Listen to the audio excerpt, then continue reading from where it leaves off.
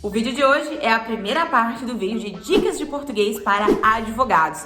Eu dividi esse vídeo em duas partes, então essa é a primeira e amanhã a gente tem a segunda. Oi, meus amores, tudo bem? Eu sou a Chay, aqui da aula da Chay.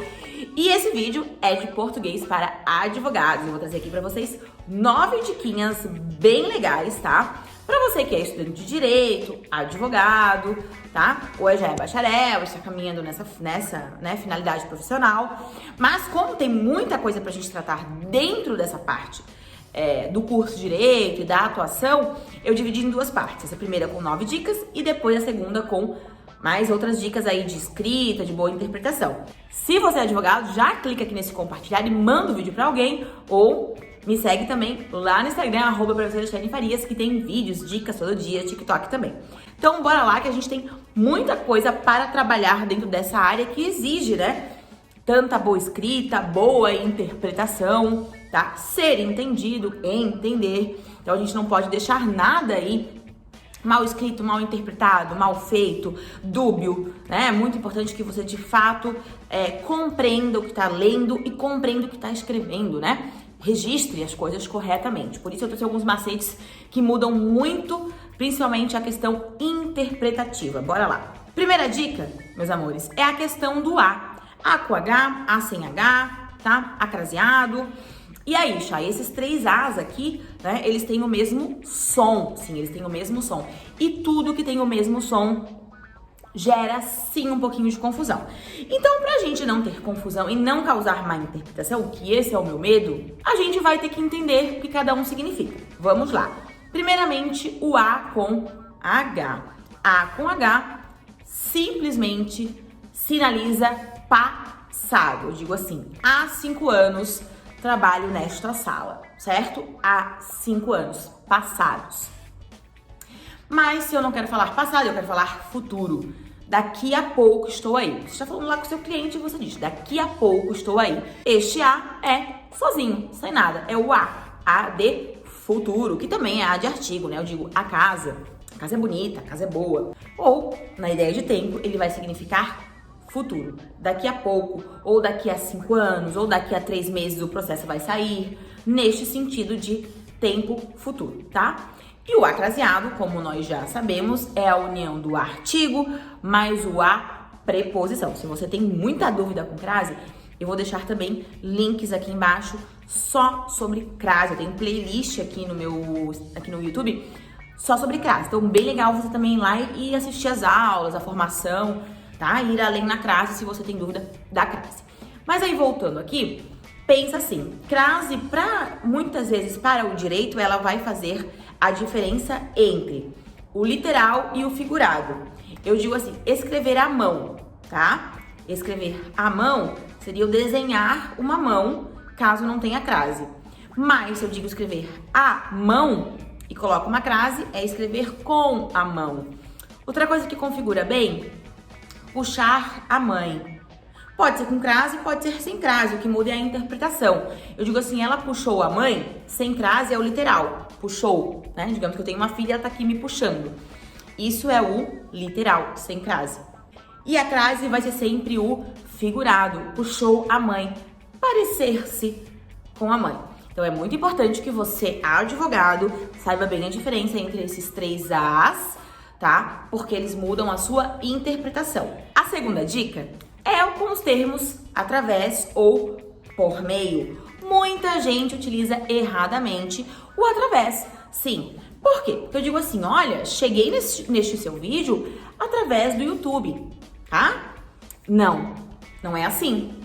É por meio, é o meio pelo qual você chegou. Através, juro pra vocês, através é só no sentido de atravessar. Eu digo assim, eu tenho uma parede aqui, eu passei pela parede. Através da parede. Através é de atravessar.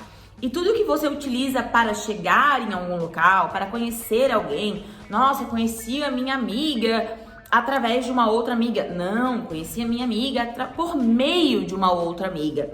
Tudo que significar a maneira como aquilo aconteceu, você vai utilizar por meio de. Isso causa má interpretação e isso é mau uso da língua. Então, a partir de hoje, você vai entender que através é só para atravessar e por meio é a maneira. Terceira dica é a respeito do risco de vida, risco de morte.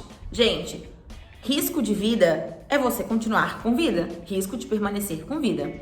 Risco de morte é o risco que você tem de não estar mais com vida, estar em morte, estar morto, tá? Então, não é risco de vida, o correto é risco de morte. Puramente interpretação. Chay, mas eu falo risco de vida e as pessoas entendem. Camarada, as pessoas entendem, entendeu? Porque as pessoas estão treinadas a entender o errado. Mas você está aqui para aprender o correto. Risco de morte. Agora, a quarta dica é em relação à palavrinha se. Essa palavrinha tão pequenininha, que quase igual à palavra que, tem muitas funções na língua portuguesa. Mas para o advogado, vamos pensar em duas situações. Se, como condição, eu digo assim, se você vier, se você fizer, se você denunciar, tá? Ele implica para você condição, tá? Então, ela é uma condicional. Se alguma coisa acaba tendo outra consequência. Ou também, ele serve para partícula, tá? Partícula que indetermina o sujeito. Eu não sei quem fez a ação. Então eu digo assim, precisa-se de estagiário. Quem está precisando do estagiário? Não sei quem é. Então esse se não condiciona aqui. Ele me disse que eu não sei quem é. Então quando em algum momento lá de uma petição, do seu discurso, você não sabe quem é, você fala, olha, precisou-se, né? Fez-se necessário, comprou-se, alugou-se, com a intenção de não dizer quem fez. Como se você não soubesse quem foi o sujeito que realizou aquela ação. E aí a gente usa o se para indeterminação de sujeito. Isso é muito importante e eu volto sempre. Tem a ver com a nossa interpretação. Quinta dica, sob ou sobre. Bem parecido, mas opostos. Eu digo sobre, tá? Para falar que algo está em posição. Eu digo aqui, eu tenho livros sobre a mesa, né? Um balcão aqui. Ou eu uso sob, tá? Para baixo, para a parte de baixo, ok? E outra utilização aí que a gente tem do sobre, eu digo, eu falei sobre alguém, eu falei a respeito de alguém. Então, sob de estar por baixo e sobre de estar por cima. Posso falar assim, por exemplo, vivemos sob a lei. Então, vivemos abaixo da lei, tá? A lei está acima de nós. Então, por isso é muito importante também, não é sub, né? Tem sub também, mas nesse caso aqui é sob de estar abaixo da lei, por exemplo. A sexta dica, palavrinha sobrestar, tá? Não é sobre estar com dois es, não, ela é assim, dessa maneira aqui. Sobrestar, sobrestar, tá? Pode falar sobrestar, sobrestar. Tá? A sua fala permite as duas variações, mas a escrita somente é com um E, muito importante. Não tem hífen, não são com dois Es, tá bom? É um termo jurídico que você vai usar sempre com um único E, desta maneira aqui.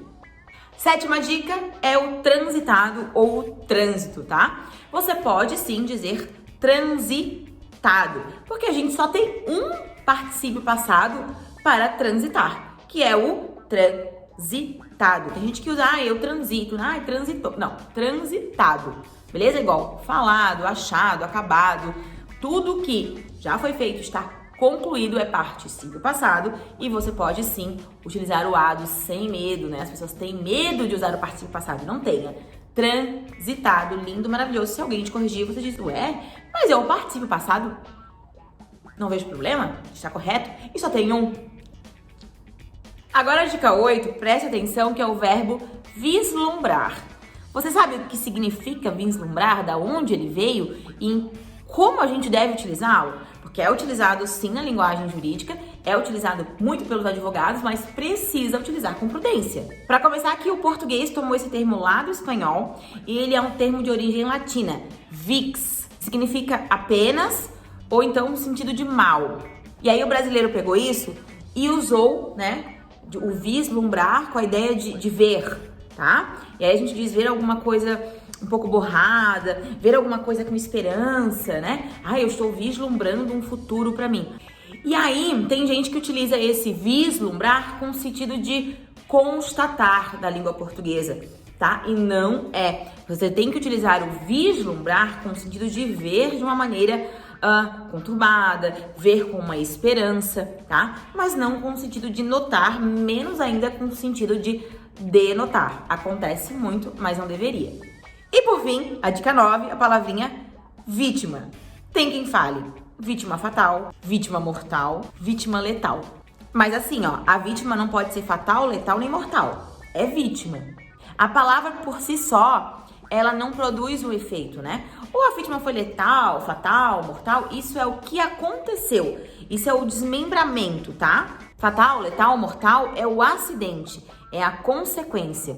Vítima é quem, tá? E essas palavrinhas são as consequências do acidente, as consequências do caso que ocorreu, tá? Então não é vítima fatal, letal, mortal, é vítima.